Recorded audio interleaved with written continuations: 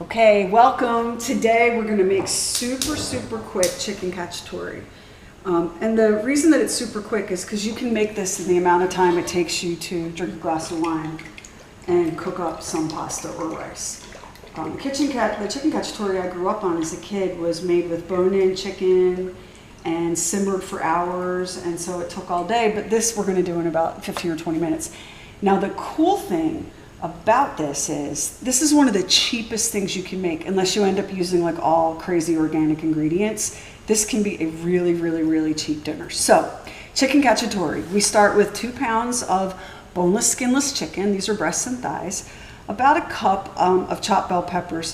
Now you can skip bell peppers and use mushrooms instead, but the people that I live with will not eat a mushroom because they say it's slimy, so bell peppers. A handful of chopped fresh flat leaf or Italian parsley, 1 small onion, and then the amount of garlic depends on how much you like. Like if you're kind of weak sauce, you can go with 3 cloves of garlic. As you can see, I'm using the equivalent of 4 really big cloves, so anywhere from 3 to 6. Then you need extra virgin olive oil. You need a can, 28 ounces of crushed tomatoes, and you need some chicken stock or chicken broth, salt and pepper, and that's basically it. And here's what we're going to start by doing. The first thing we're going to do is we're going to take these chicken breasts and we're just going to brown them. And you don't have to worry about cooking them all the way through, because after you brown them on both sides, you're going to pop them out of the pan, cut them into bite-sized chunks, drop them back into the sauce, and they will finish cooking inside the sauce. So this is the most time-consuming part of it, where you're browning up this chicken. And when you put it in the pan, you just want to throw a little salt and pepper at it. I can't let my youngest see me using pepper because then it'll be spicy and her mouth will be burning. That kid has no idea the things I slip into her food, including pepper and anchovies and paprika and God knows what, all vegetables. Okay, so all we do there is we're going to brown that off and then cut it into bite-sized chunks. And this is just kosher salt. Oh, and I left out the most important ingredient, a generous glug of wine. What kind of wine? Whatever you have open. Now, typically in our house, whatever is open is also empty, but here's a rare occurrence. There's half a bottle left. And when I say a glug, that translates to about maybe a 1/4 cup of wine if you want to measure it out. For the chicken broth, we're going to go with anywhere from 1/2 to 3/4 of a cup of broth. The only reason that you would use more broth is if you were going to make this with bone-in chicken, because if you're making this with bone-in chicken, it's going to simmer for hours, and and that liquid will naturally reduce as it simmers, and so you need to have more liquid in the pan. If you use more liquid now, the sauce will be thinner and it won't really cling to the pasta as well. So anywhere from 1/2 to 3/4 of a cup. All right, here's the chicken. Here it goes. And we'll just let that get nice and brown and golden on the sides. Now, for the garlic and onions, here's the situation in my house. My kids eat garlic, no problem. But if they detect an onion in their food, they have this horrifying reaction, kind of like a food allergy, except the symptoms are drama and hysterics. And then the youngest will spend the entire meal picking microscopic bits of onion out of her food like this. And that drives me crazy. So what I have done instead, what I've learned to do instead, you just have like a little mini chopper here, chunk up the onion and put the garlic and all in there all together. And I'm going to chop this into an absolute paste that even my kids can't detect. Get on in there. And when it cooks down, everything will melt and you'll never know that there's this much onion and garlic. Oh, for God's sake. There we go. You'll never know how much onion and garlic is in there. And if you don't have one of these mini choppers, you should totally get one. All right.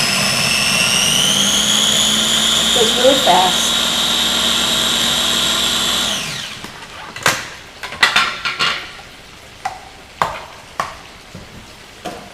And what you end up with, let me show you so you can see. What you end up with, you see how it's just really kind of a mush? By the time we brown that off and cook it in the sauce, it's going to disappear. And even the pickiest kid is not going to be able to tell that there's an onion in there. But you know, like I tell my girls all the time, we can't eat ketchup and white bread every night for dinner. You have to have some spices. Okay, here comes our chicken. You see how fast that starts to brown? It goes really, really quick.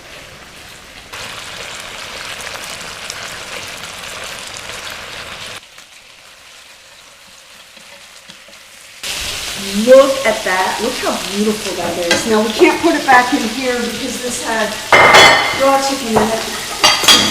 But this is what you want, man. You want all that crispy brown. And this is worth that extra step because this adds to the flavor of the sauce. In case you're wondering, like, why not just get a rotisserie chicken and dump some jarred spaghetti sauce on it and call it a day? You can do that. I mean, you can definitely do that, but at that point, all you have is jarred spaghetti sauce and chicken, which is delicious, and I eat that any night of the week. Chicken cacciatore, all the brown stuff in the pan that I left in there, it flavors the sauce, and the sauce ends up tasting like just essence of chicken. So you really want that extra step. All right, so we toss in the onions and garlic. Every cookbook in the world, every recipe says, soften your onions for 5 minutes, which is a filthy lie. It always takes longer than that. But when they're chopped up that fine, they will go pretty fast. You just want to watch the heat because burned garlic is really, really bitter.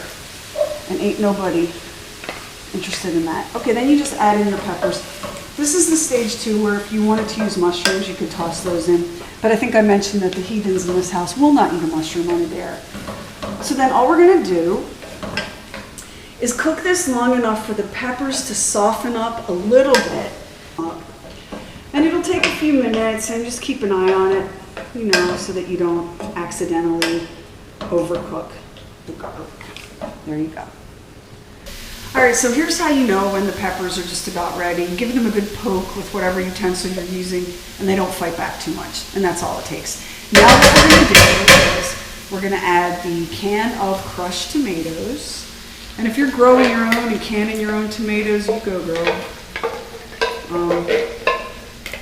I'm afraid of canning things. I'm afraid of giving the children botulism. Okay, so you add in the can of tomatoes and give that a little bit of a stir. Right? And then you're going to add in your broth. There you go. And give that a big stir. And then it's wine time. And this is what a glug of wine looks like. Ready? You go. It's been kind of a day. That's it. That's all you need. And you give that a big stir. Ooh. Okay, now don't turn your heat off because this bad boy's going to simmer. What we're going to do right now, I'm moving my parsley out of the way. We're going to take the chicken, and all you're going to do is cut it into some good-sized chunks. And you can see this chicken is mostly cooked, but like I said, you don't have to worry about any kind of pink spot because all of that is going to cook off in the sauce. And don't make it into little bite-sized cubes like it's, you know, canned soup. You want some decent-sized chunks in there, right? And the browning it and seasoning it ahead of time not only makes the chicken better, but it jumps into the sauce too. So you can see this breast is just ever so slightly underdone, not a worry. And like I said before, if you wanted to make this like a rainy Sunday all day thing, you would just use bone-in chicken, which has way more flavor than boneless, and you would cook it longer with a little more broth.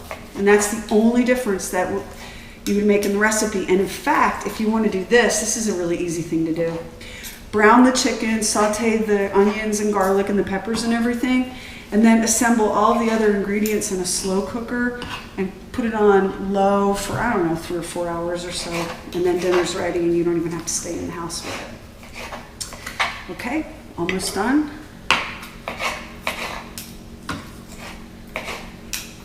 And then all we're gonna do here is add all that chicken back into the sauce. And the thing about this chicken cacciatore recipe is this is about chicken. This is not about vegetables or anything else. This is a chicken dish that's all about the chicken. And then because you don't want to be wasteful, and all those delicious chicken juices and olive oil and spices. You want to get that in the pan too. All right, then you give that a stir. Okay. I'm surprised the dog isn't barking. You give that a stir. Look at that. Beautiful. So you want to let this simmer for, I don't know, about as long as it takes to cook a pound of either fettuccine or linguine or spaghetti or angel hair. About as long as it takes to cook that. So anywhere from, 12 to 20 minutes. You can also do this with rice. But what I do sometimes is I take this basic idea and I turn it into a little Frankenstein that we call Tex-Mex jambalaya around here, and serve it with rice. And I'll make that video another day because that is really good and really easy and a great way to use up leftovers. So while that simmers for the amount of time that it takes you to make your pasta, we're just going to take your parsley here. Ready? And I don't know how much this is. All you're looking for is a handful. And you're just going to chop it kind of roughly. And if you only have dried parsley, go ahead and use dried parsley. No one's going to come to your house and take you away for it. It's just that fresh parsley has more of a green, crispy, fresh taste. And it's really pretty and really delicious. And it really does add something. It's not just a garnish. Okay, then all we're going to do with the parsley, see what I mean by a handful? Just sprinkle that on in. See how that's bubbling? Yum, yum, yum, yum, yum. Okay, and in the amount of time it took to do this, you've had a glass of wine. And now you're feeling much better about your day. Just about ready for dinner. Let's let that bubble. Okay, and when it's ready and simmered a little bit, and it can simmer longer, this is not an exacting science. All you want to do is spoon some over your freshly cooked pasta. I used fettuccine here. If you want, you can sprinkle it with some freshly grated cheese or some of that stuff in the can. Live your life. Serve it with salad and some crusty bread and some more wine, and boom, the world's quickest chicken cacciatore.